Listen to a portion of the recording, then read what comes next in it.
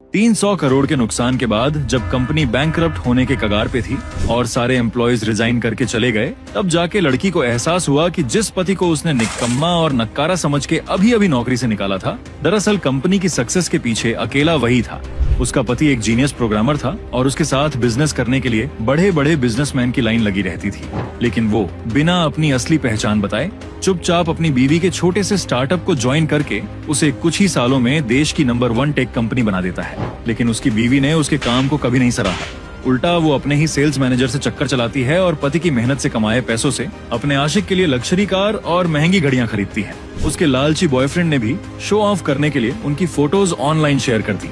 लड़के ने जब वो फोटोज देखी तो वो गुस्से से पागल हो गया और उसने तुरंत अपनी बीवी से बात करने के लिए फोन लगाया। लेकिन उससे पहले ही उसकी पत्नी के बॉयफ्रेंड ने लड़की को फोन करके शिकायत लगाते हुए कहा कि उसका पति उसे धमकी दे रहा है। ये सुनते ही लड़की का पारा चढ़ गया और वो सीधा ऑफिस के लिए निकल गई। वहाँ पहुँचते ही उसने अपने पति का फोन गुस्से में पटक दिया और चिल्ला के बोली, मेरे को धमका रहे हो तुम? शायद तुम अपनी औकात ही भूल चुके हो। मुझे अपनी औकात अच्छे से याद है, शायद तुम अपनी हद भूल रही हो। और मैंने किसी को फोन नहीं किया।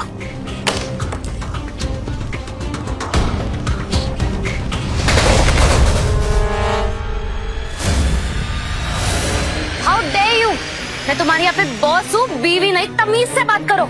मुझे ना तुमसे कोई बात नहीं करनी, जाओ यहाँ से, अपनी पार्टी करो।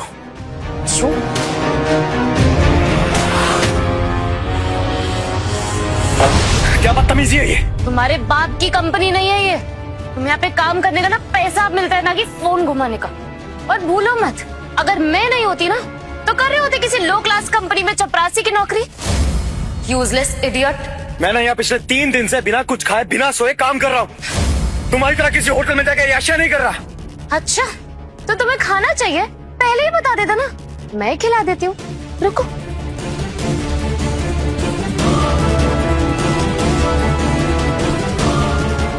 खाओ खाओ ना, वैसे भी इसी लायक हो तुम। खाओ।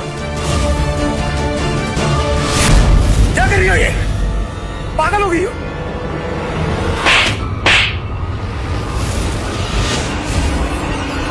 आवाज नीचे। ये मेरा ऑफिस है, ना कि तुम्हारे पुराने घर की बस्ती।